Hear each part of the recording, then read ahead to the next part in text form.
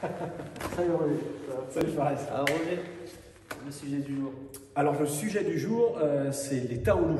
Donc le travail des formes, les Taolu dans les arts martiaux chinois, les kata dans les arts martiaux japonais, les pumse dans les arts martiaux coréens, les kuen dans les arts martiaux vietnamiens, bref, les formes. Est-ce que le travail des formes, qui est vraiment typique en réalité des arts martiaux asiatiques, est-ce que ça a une réelle utilité? On peut dire en combat.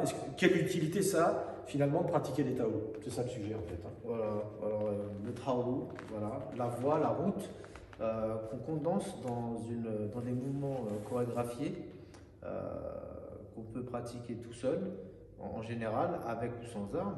Alors, est-ce qu'ils ont une utilité? Oui, bien évidemment, puisqu'on renferme la voix, l'essence même de son style. Alors, si c'est pour le karaté, dans les katas, pour tel style, il y a les mouvements de blocage, de frappe. C'est pour travailler tout seul, un peu comme pour les styles occidentaux. On aura par exemple l'équivalent, en boxe anglaise, c'est le shadow boxing, C'est ça. la boxe de l'ombre, où ils travaillent grosse droite, uppercut, crochet, les esquives, le relâché. Là, c'est pareil, mais pour les styles d'arts martiaux, là pour notre chapelle, pour les arts martiaux chinois. Par exemple, si je prends le Xing Yi Chuan, on va retrouver les 5 éléments pour le Wuxing, où on va avoir un condensé et l'essence du Yi, de l'esprit qu'on va retrouver dedans, les mouvements, les 5 mouvements de base qui vont ensuite partir, par exemple pour ce style, sur les 12 animaux. Donc les techniques les plus efficaces du style, on les retrouve, on les condense dans le Taolu, comme pour la boxe, gauche-droite, crochet, uppercut par exemple, avec les déplacements, etc. Donc le Taolu, c'est ça, c'est une synthèse. C'est une synthèse pour les boxes traditionnelles des techniques du style, tout simplement. Des techniques qui vont vous permettre de travailler cette dextérité, cette habilité, vos déplacements, votre puissance, et travailler aussi cette intention martiale dans chaque mouvement. Donc bien évidemment, ça a un intérêt prépondérant. Nous resterons, et je finirai là-dessus, sur l'intérêt du travail sur un point de vue traditionnel. On parlera pour les formes gymniques, etc. un peu plus tard. Si d'aventure on en parle, ou si Roger va en parler. Voilà. Toi, Roger. Alors, moi, déjà, je constate que le travail des formes, donc des Taolu pour ce qui concerne les arts martiaux chinois, mais des formes en général dans les arts martiaux asiatiques, c'est vraiment le creuset dans lequel, en fait, tout part des formes. On se rend compte que dans les cours contemporains, donc on voit de plus en plus, les gens travaillent beaucoup les Taolu, et le combat d'ailleurs, mais c'est les deux épreuves d'ailleurs qui sont retenues finalement dans le Wushu, c'est le Taolu et le Sanda, donc le combat et la forme technique. J'aimerais qu'on porte un regard critique, parce que c'est pas parce qu'on parle des Taolu, mais on pourrait dire des katas, il faut avoir un recul critique sur ce type de pratique. Vous savez ce que Bruce Lee disait sur le travail des formes pour lui? Il considérait que c'était le désespoir organisé. C'est-à-dire en clair que des maîtres ou des professeurs enseignaient des formes techniques auxquelles ils ne croyaient pas vraiment, mais ils l'enseignaient quand même, et d'autres les répétaient avec la même pertinence, j'ai envie de dire, ou du moins impertinence dans le propos de l'efficacité. Donc c'est intéressant cette vision de constater que les formes qui sont pratiquées ne sont pas toujours applicables en combat. Mais je dirais aussi, si on prend l'esprit du combat, en fait c'est quoi une forme? Ce sont des techniques qui marchaient sur les champs de bataille. Donc le Wushu, c'est l'art d'arrêter la lance, donc sur les champs de bataille, qui étaient mémorisés par le guerrier qui était sorti victorieux, et qu'il répétait pour, à la prochaine bataille, continuer à être efficace. Et puis quand il s'entraînait peut-être avec une arme, et ben quelqu'un d'autre venait à côté de lui, s'est dit, lui c'est un grand guerrier, je vais quand même observer un peu ce qu'il fait, et je vais essayer de l'imiter parce qu'il est quand même victorieux à chaque fois, ça serait pas mal. Donc finalement, le Taolu a eu tendance à socialiser les gens, à les regrouper sous forme de clans, donc de style, après un style de combat particulier qui imite un animal, qui imite une méthode particulière. Donc c'est ça en fait, c'est le Taolu ou le combat rituel, hein, comme des danses un peu guerrières amérindiennes. Hein. On avait tué un bison, on racontait autour du feu le soir pour manger justement des morceaux de viande de ce bison, et ben comment j'avais tué ce bison dans des danses qui étaient des danses martiales. Donc en fait la danse d'ailleurs Wu de martial et Wu de la danse, c'est pas le même idéogramme, mais c'est le le même son, enfin, pas la même intonation, en tout cas, Ouais, ça ressemble. En tout cas, ça ressemble, mais c'est pas du tout la même chose, vous voyez. Le Wu Dao, le Tia ou de Wu, la danse, et Wushu de Wu. Voilà, c'est ça. Donc le Taolu, c'est comme un brin ADN en fait qui compose les éléments, les briques essentielles d'un style, quel qu'il soit. Mais est-ce que vous, alors je vous pose la question, j'ai bien sûr des éléments de réponse, mais j'ai pas l'intention non plus de répondre à tout. Vous ne trouvez pas particulier quand même, puisqu'on parle d'un art martial et d'un art de combat, qu'on utilise déjà des formes codifiées pour répondre à un combat qui est fatalement libre. C'est-à-dire, encore une fois, c'est comme si on apprenait à nager sur un tabouret. C'est aussi logique. C'est-à-dire, en réalité, je le dis, les Taolu sont nés en fait de l'efficacité mémorisée des gestes d'arts martiaux dans des combats réels que je mémorisais pour, le cas échéant, améliorer ma technique et puis faire face à un nouvel assaut et d'être victorieux à nouveau. Donc, finalement, c'était connecté à la réalité et après, j'étais dans une forme d'abstraction où je combattais contre des fantômes. Or, on commence l'apprentissage par les Taolu, souvent, par des formes codifiées, sans avoir fait l'expérience du combat. Et moi, ce que je constate dans l'enseignement, souvent d'ailleurs, et on le voit aussi dans les passages de grade, c'est que les gens pratiquent des formes avec plus ou moins de brio, mais quand on leur demande d'expliquer ces formes, c'est souvent tiré par les cheveux. C'est-à-dire, en clair, la technique, ils ne la maîtrisent pas totalement parce que mise en application, on se rend compte qu'il y a une grande distorsion entre la pratique du Taolu et l'application martiale qu'ils peuvent en faire. Exactement. C'est pour ça qu'à l'époque, et même maintenant, s'il reste des grands maîtres, souvent le maître prouve par cette dextérité au combat qu'il est fort, et c'est par la suite que quand l'élève va apprendre, le maître a forcément des méthodes d'apprentissage, il va lui enseigner pour lui ce qui lui semble le plus important, prépondérant. Par exemple, si je fais en Wing Chun par exemple, il n'y a pas une centaine de Taolu en Wing Chun. Il y en a 3 en fait. Il n'y en a que 3. Donc tous les styles efficaces, si vous regardez bien, il n'y a pas 36 Taolu, il y a juste quelques techniques. Il va vous enseigner pour lui ce qui lui semble être le B.A.B.A. pour être un bon combattant. Par exemple, le fait de cette trinité, le triangle, etc. La base, etc. Voilà. Pour tous les styles de Kung Fu, c'est un peu la même chose. Hein. C'est l'alignement. C'est l'alignement dans tous les sens du terme. Hein. C'est le fait d'avoir les coudes serrés, etc. Hanshi Pape, on pourra faire une vidéo là-dessus, hein, parce qu'il y a pas mal de points. Et quand on voit la stature de base, souvent elle reste quand même comme ça.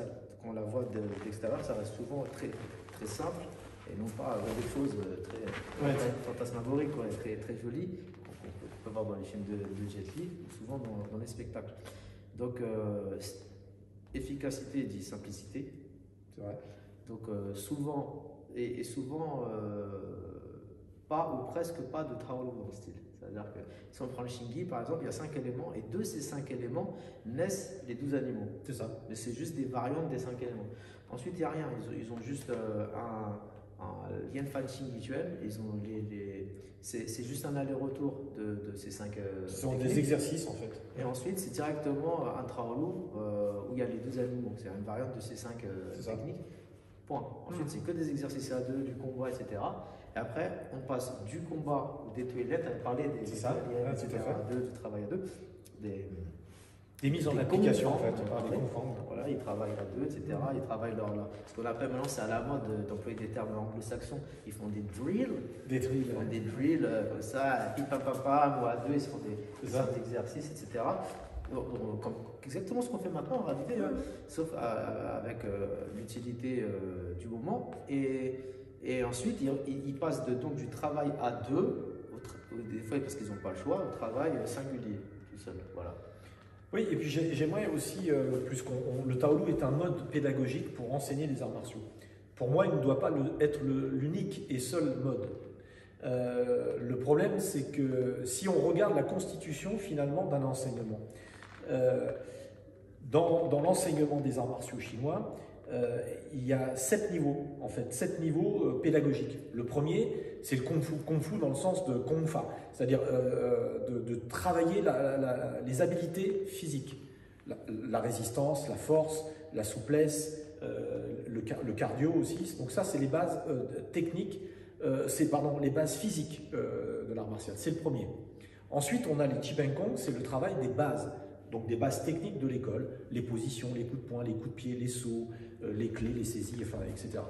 Ensuite, au-dessus des Qigong, on a les exercices codifiés, les lianqi, c'est-à-dire les suho lianqi, les petits exercices codifiés, qui lient les techniques de base entre elles, pour créer en fait l'enchaînement et pour pouvoir travailler la liaison. Au-dessus, on a le Taolu. Le Taolu, c'est une suite d'exercices codifiés que j'ai mis bout à bout dans une espèce de combat de rêve dans lequel, naturellement, je sors toujours victorieux. Au-dessus du Taolu, quand je dis au-dessus, dans la poursuite pédagogique de la progression d'un individu pratiquant, on a les applications martiales, les Kung Fang. Au-dessus encore, on a les Tuilian, c'est-à-dire c'est des Kung Fang, donc des applications martiales extirpées du Taolu que je mets bout à bout. Bref, c'est un Taolu à deux.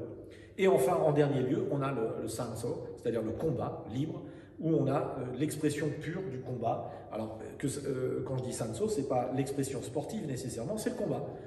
Santa, c'est frapper librement, c'est combat libre, c'est ça ce que ça veut dire. Donc, comme vous remarquez bien... Sancho, c'est la main libre. Voilà, exactement. On a le Taolu qui est au centre de ces trois entités. Technique d'exercice physique, technique de base, enchaînement. C'est ce qu'on appelle les habilités fermées, qui sont de plus en plus ouvertes. Le Taolu, qui est au centre, puis au-dessus, on a les applications martiales, les duels et le combat libre. On est dans des habilités ouvertes, de plus en plus ouvertes. Donc on part d'une habilité très fermée vers une habilité très ouverte. C'est quoi le mode d'enseignement traditionnel? Eh bien, c'est justement celui que j'ai indiqué dans la verticalité. C'est-à-dire, c'est comme une pagode à 7 étages. On franchit un étage, c'est un peu comme dans le jeu de la mort, on franchit un étage quand on a maîtrisé le premier, et ainsi de suite. Ça, c'est un processus d'entraînement traditionnel. Qui pratique comme ça maintenant? Quasiment plus personne. Parce que ça demande beaucoup de temps, énormément de temps. Alors, certains disent « je pratique de manière traditionnelle ». En fait, c'est faux. Ils utilisent l'outil traditionnel, mais ils ne pratiquent plus de manière traditionnelle. Alors, c'est quoi un mode d'enseignement contemporain? Ben, c'est la même chose, c'est plus une tour, c'est un loft. D'accord? C'est un loft. C'est-à-dire on pratique tous ces ateliers en parallèle. Alors naturellement, un débutant, on ne lui fait pas travailler le combat d'entrée, mais on travaille les techniques naturellement physiques, les Qigong, des enchaînements, un petit peu de Taolu, et puis une petite explication martiale. Mais en fait, on va pratiquer tout en parallèle. C'est ça un enseignement moderne, contemporain, pour éviter que les gens s'ennuient. Donc en réalité, on pourrait se dire, mais en clair, qu'est-ce qui est mieux, l'enseignement vertical ou horizontal? Ben, j'ai envie de dire les deux, mon général. Parce que, en fait, l'enseignement horizontal, c'est celle qui est le plus pratiquée et qui est exclusivement pratiquée maintenant. Donc la verticalité, c'est vous qui l'incarnez dans la profondeur et dans l'approfondissement de tous ces ateliers. Et en réalité, de la verticalité et de l'horizontalité, vous serez dans une croix et vous êtes au carrefour de cette croix. Voilà, je vous le montre de manière symbolique, mais c'est vraiment ça. Donc le Taolu est au centre, comme le plateau d'une balance, habilité fermée, habilité ouverte. Le Taolu équilibre les deux. C'est-à-dire, si on pratique le Taolu simplement comme une gestuelle, et malheureusement, on va le dire là, sur le Wushu moderne tel qu'il est pratiqué maintenant avec les Nandu, c'est que de l'agilité et de la complexification de la technique. On fait un saut, on fait 2 tours et demi. Je ne vois pas l'intérêt de faire ça, si ce n'est que prouver son agilité, uniquement ça. Donc on s'est écarté de l'esprit martial. Donc le Taolu est au centre des préoccupations de conditions physiques, de peaufinement de la technique de base et de la liaison technique et de la justification de l'application martiale. Le Yi, c'est là qu'il intervient. C'est là où on met l'intention du combattant. Et d'ailleurs, quand on voyait les générations qui, à mon avis, s'arrêtaient aux années 90 à peu près, avec des champions comme Yuan Wenqin ou Yuan Qilong, je ne parle pas des champions qui les ont précédés, mais à mon sens, à partir de cette période-là, on est passé dans autre chose. Je vais laisser la parole là-dessus à Fares, puisque c'était un compétiteur de haut niveau, il est à même d'en parler. Non, mais tout à fait, en fait, ce que tu dis, on peut pas dire mieux. Hein, Sumo Tse-Tun, ils ont reformalisé le Taolu, voilà, au même titre qu'ils ont aussi reformalisé le pays et même la langue. C'est là qu'ils ont créé le pinyin. C'est ça. Donc on voit maintenant l'écriture chinoise avec l'alphabet ABCDEFGH, écrit Ni Hao, N-I-H-A-O. Il en est de même pour beaucoup de choses, notamment le Wushu. Ils sont donc partis Ils ont dit voilà, bon, on va interdire les arts martiaux, c'est trop dangereux, et ça va inciter les gens à être plutôt agressifs, violents, et leur donner des billes au cas où il y a une révolte. C'est ça. Ça ne nous intéresse pas, ça, c'est pas le projet. Donc ce qu'on va faire, c'est plutôt, on peut pas non plus mettre une croix, parce que ça fait partie de notre culture prépondérante, le wushu. C'est la culture chinoise. Et puis ils sont très fiers. D'ailleurs, ils disent toujours Tsunggo Wushu. C'est ça. Le wushu chinois. Parce qu'il ne faut pas confondre avec d'autres formes d'art. Pour ne pas dire Kuoshu, parce que Kuoshu, c'est l'art national en fait. C'est un art national. Kuoshu. Voilà, c'est exactement, on aurait pu dire Kuoshu, l'art national, c'est ça. Donc là, ce qu'ils ont fait, c'est une fusion avec un autre versant de leur culture qui est l'opéra chinois, tout à fait, Tsardi, et quelques mouvements, par exemple si on prenait le Chachuan, on prenait des mouvements de Chachuan traditionnels, mais c'était pas assez beau pour eux peut-être, donc il faut le sublimer, donc on va prendre des mouvements de l'opéra qu'on va juxtaposer à l'intérieur, rajouter aussi les sauts de base de l'opéra, le papillon Xuanzi, le Chunfengjiao, ils ont donc rajouté des sauts qu'il n'y avait pas à l'époque dans les arts martiaux traditionnels. Et pareil, ils ont agrandi les mouvements, ils ont rendus très beaux, ils ont carrément mis à l'intérieur des mouvements spécifiques d'opéra qui n'ont aucun attrait martial. Parce que ce qu'il faut savoir, c'est que, par exemple, voilà, avec une intention qui était une intention de ballet, donc ils ont fait un mix des deux, sachant que dans les ballets d'opéra chinois, il y avait des représentations de guerriers chinois qui faisaient du wushu, donc ça a été très facile. Ceci étant, on va quand même dire, parce qu'on a l'air de critiquer ça, on a ce regard maintenant, mais on a adoré ça, parce que le moderne nous a constitué. Moi je dis, ce qui m'a amené le moderne, en fait, c'est la structure et l'excellence dans le corps, et vraiment une forme d'excellence dans le corps, mais extérieure. À l'extérieur, vraiment la beauté des mouvements, l'amplitude du geste, la dextérité, l'agilité, ça favorise et c'est pour ça que c'est très bien pour les jeunes. Cependant, il faut remplir cette forme. En fait, on parle de Taolu, la forme, il faut la remplir. Il ne suffit pas de dessiner les contours, il faut lui donner de l'épaisseur, des couleurs, de la texture. Et ça, c'est seulement par les arts, enfin par une approche traditionnelle et donc plus profonde des arts martiaux qu'on arrive à atteindre ce niveau. Il y en a peu qui atteignent ce niveau et qui ont connu les deux finalement. Parce qu'il y en a qui ont abandonné l'un pour l'autre. Farès en est un exemple, c'est-à-dire il a fait la compétition et maintenant il se spécialise plutôt dans quelque chose qui est de l'ordre de l'interne, donc de l'interne et du traditionnel, mais très épuré, quelque chose qui est très épuré. Il est passé d'une espèce de logorée technique à une forme de simplification, simplicité en tout cas, mais à une vraie authenticité. Moi, le parcours que j'ai eu, par exemple, a été par les styles traditionnels d'abord, parce que c'était les seuls qui étaient disponibles. La Chine étant fermée, c'est les styles qu'on voyait à Hong Kong et Taïwan. Donc essentiellement cantonais, quelques styles du Nord.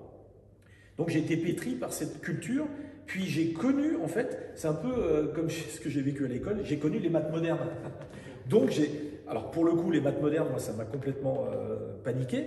Mais par contre, quand j'ai connu le wushu moderne, pas du tout, ça m'a complètement transcendé, quoi. Mais j'ai bien vu les limites de cette pratique et surtout le côté authentique que moi je recherchais dans les arts martiaux, c'est-à-dire quand même une recherche d'efficacité.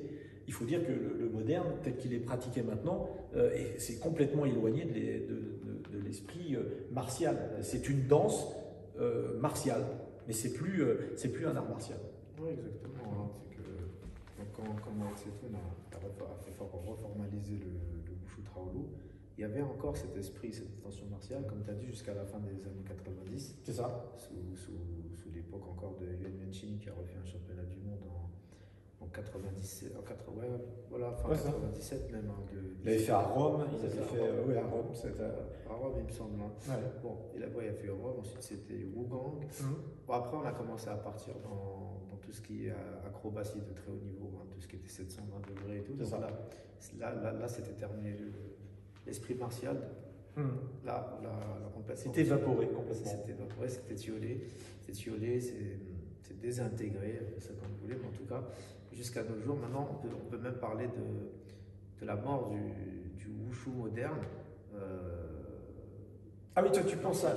Donc tu penses, même si en fait le wushu moderne, là, il part avec les nandu, les deux tours sur soi-même. Il faut enlever le mot wushu là. Ouais, voilà, c'est ça. Voilà. Donc toi tu penses que même le wushu moderne qui avait tendance à aller là-dedans, ça tue même le wushu moderne. Bah oui, pour moi, jusqu'à Yuan Yuanqing, il y avait encore. C'est intéressant ça, ce Il que y dit avait Faraz. encore du wushu, puisqu'il y avait encore une intention martiale.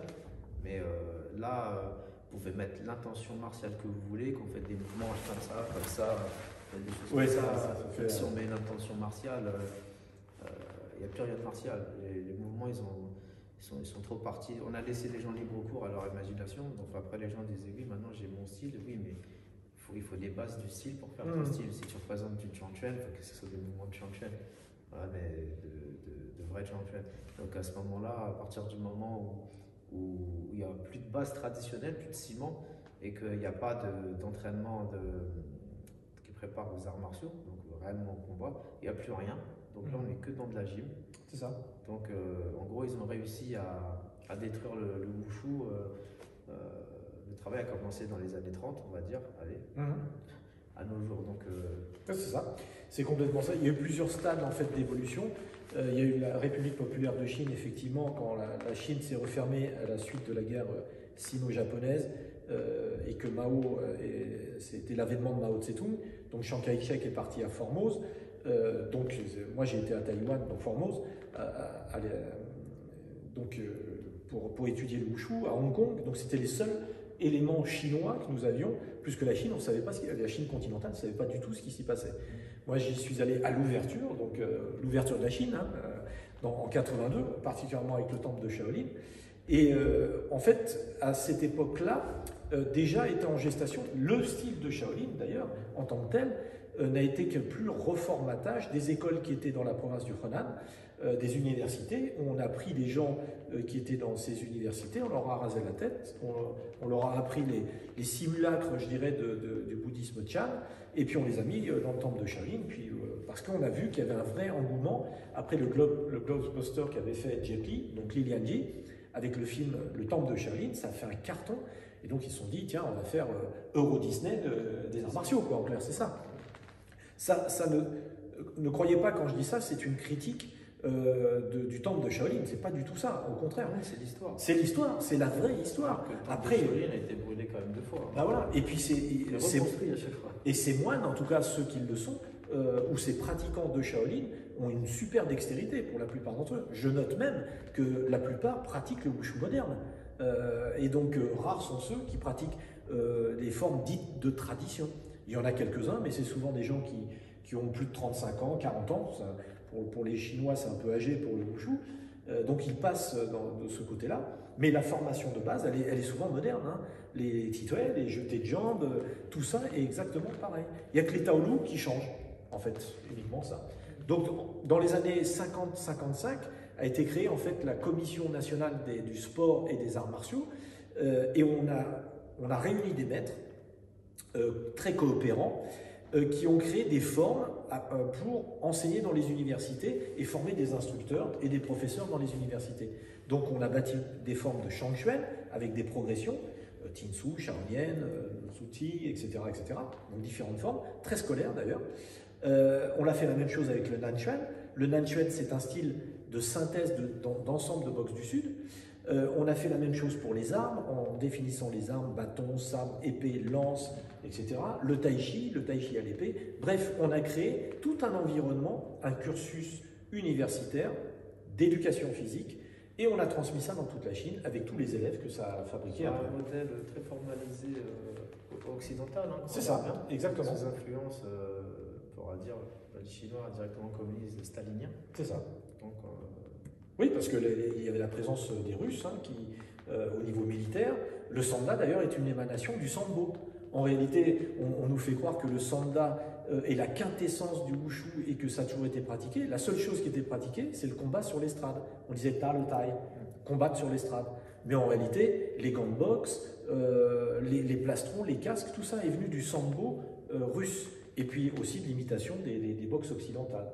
Mais il en demeure pas moins qu'on utilise des techniques du wushu, bien évidemment, des coups de poing, des coups de pied, et surtout, ce qui est vraiment typique du sanda, c'est les techniques de projection qui viennent du Sui Jiao, qui sont vraiment, je dirais, le creuset le plus traditionnel que les techniques de poing ou de pied qu'on retrouve dans toutes les boxes finalement. Oui, et puis quand on regarde la tenue du Swaidia et du sambo russe, ça se ressemble Oui, vachement, exactement. c'est un peu la même veste, Exactement. et ça reste de la lutte. Alors justement, les Taolu, parce qu'on ne s'écarte pas du sujet, finalement, quel est l'attrait et l'intérêt du travail du Taolu? Le premier, il est purement un registre, un catalogue technique. C'est une forme de mémorisation du geste qui est intéressant et qui vous fait améliorer vos habiletés physiques. Souplesse, détente, équilibre, etc., vitesse. Donc tout ce qui est nécessaire, qui sont des ingrédients du combat. En fait, c'est comme si vous aviez des ingrédients, vous les préparez, mais jamais vous les cuisez. Jamais vous les mettez en pratique. En fait, c'est ça. Donc le Taolu a une utilité pédagogique, ça c'est indéniable. Le seul problème, c'est que certains y voient la voie directe du combat. Pas du tout, ça passe par étapes. Donc ça ne peut pas être la voie du combat exclusif. Par contre, ça entraîne le corps, la méthode, la façon de bouger le corps. C'est pas simplement des gestes extérieurs, c'est comment je matérialise une technique de paume, de poing, comment j'utilise mon corps. Ça, il y en a peu qui travaillent ça. Et c'est là où la tradition intervient. Oui, effectivement, donc le Taolu, pour synthétiser, c'est un condensé de Sanfa, le mouvement de corps, Oui. d'une famille de mouvements, d'un style, comme le Tranglantuan, le Shiatsuan. Donc c'est uniquement pour travailler ces gestes de combat, souvent en aller-retour, pour un style traditionnel. Et bien évidemment, ça doit y rester qu'un outil. Tu parlais du Tanglang, par exemple le Tanglang qui est pratiqué en Chine populaire, c'est un mec qui s'appelle Yu Hai, qu'on voit dans un film d'ailleurs avec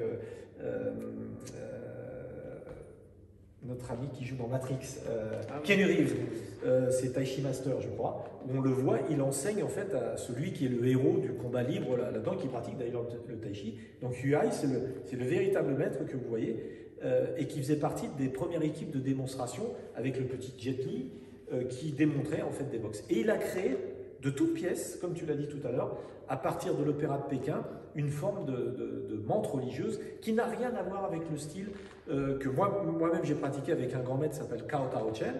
Je fais un petit clin d'œil à mon ami Alain Saloum, qu'on avait fait venir ce grand maître à Paris. Exactement, vraiment un très très grand maître de Tanglang Xuan. Rien à voir avec le style, comment dire, celui de Chine populaire. Et pourtant, c'est la province du Shandong, ça vient de cette province. Le style de l'aigle, pareil. Ce sont des styles qui ont été créés de toute manière. Le style de l'aigle existe, mais tel qu'on le voit, très beau d'ailleurs, avec Xu Shandong, qui était le meilleur représentant. On peut citer une chinoise franco-française, c'est-à-dire Zhang Xiaoyan, on la salue d'ailleurs, qui était la reine du serpent.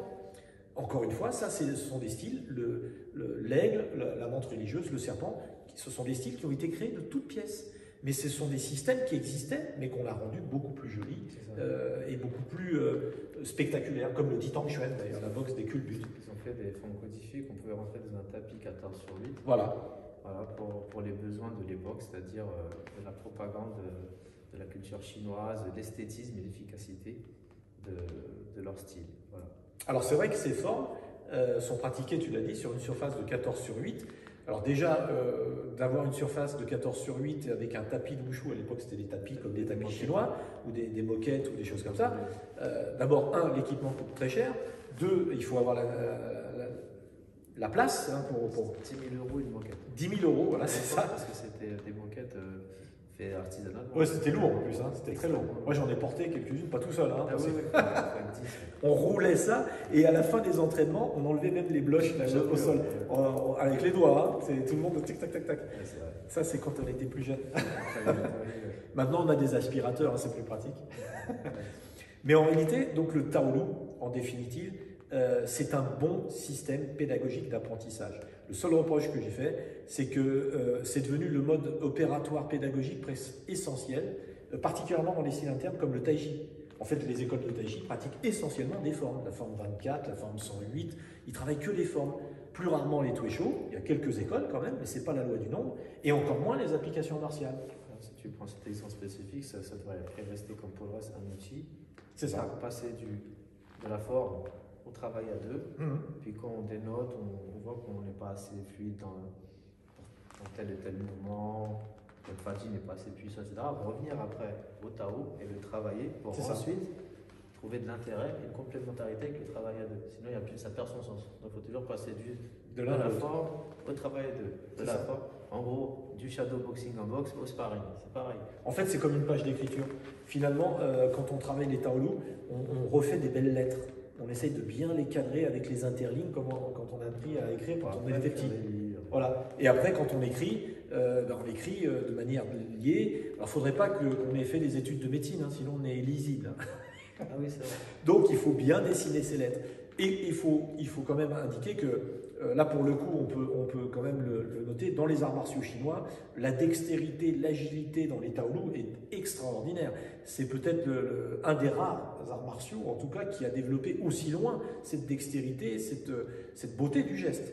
Par contre, effectivement, les nandu, tels qu'on les voit pratiquer, est plus proche du patinage artistique. Et je pense que justement, l'évolution qui s'est passée dans la modernisation du wushu, et de le rendre plus visuel, je pense qu'ils se sont compromis en imitant en fait le patinage artistique, la gymnastique rythmique et sportive. Et d'ailleurs, pourquoi ils ont fait ça? C'est pour faire des classements et de mettre des difficultés telles que ces difficultés, vous le savez, sont notées, donc ABC, exactement comme la gymnastique. Exactement pareil, ils ont pris la modélisation de la gymnastique. Le rêve olympique. Voilà. Ils avaient Exactement. devenu un sport et qu'ils avaient la frustration que c'était pas aux Jeux Olympiques alors que c'était un sport fabuleux. Donc ils ont commencé à codifier ça. Par exemple, un saut, un deuxième saut, c'était 3 sauts en 22 plus A. Non, on est à 2 tours et demi. Hein.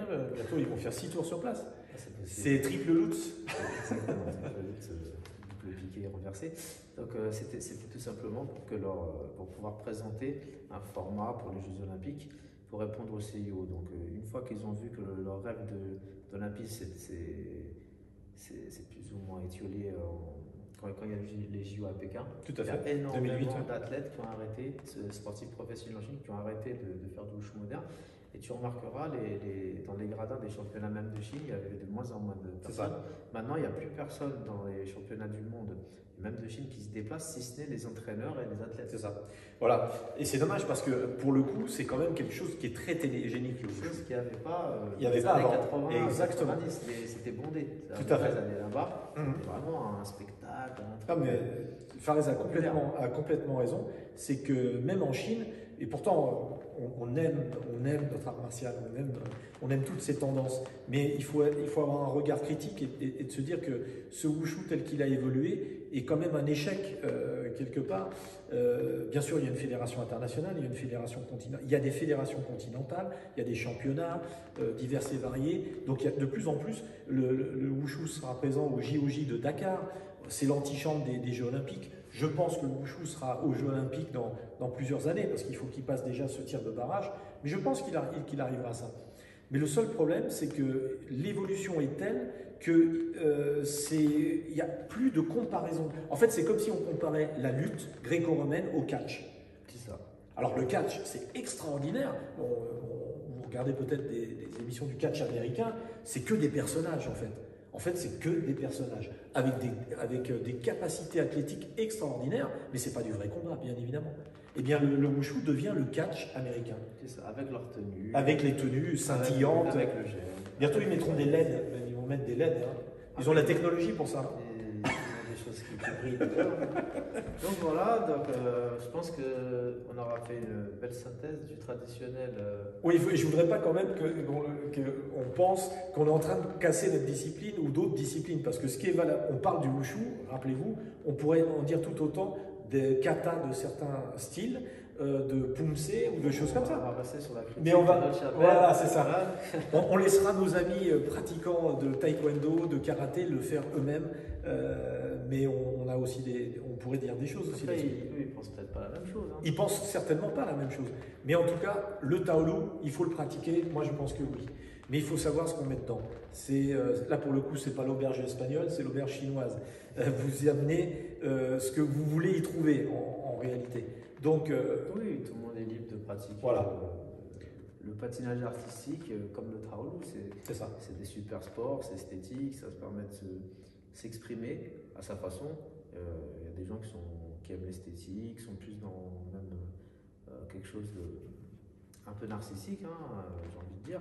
Et pourquoi pas, tout le monde aime les choses qui sont jolies. Et voilà, on a le droit de faire quelque chose parce que tout simplement c'est beau et agréable. Alors, comme je sais que Fares aime le taoïsme et il y travaille aussi, je lui citais une phrase du Tao Te Ching qui dit la chose suivante: tout le monde sait que la beauté est belle, voilà ce qui fait sa laideur. Donc, essayons que le Taolu ne devienne pas une laideur ou une caricature. Essayons. À très bientôt. À très bientôt. Merci. À bientôt. Merci.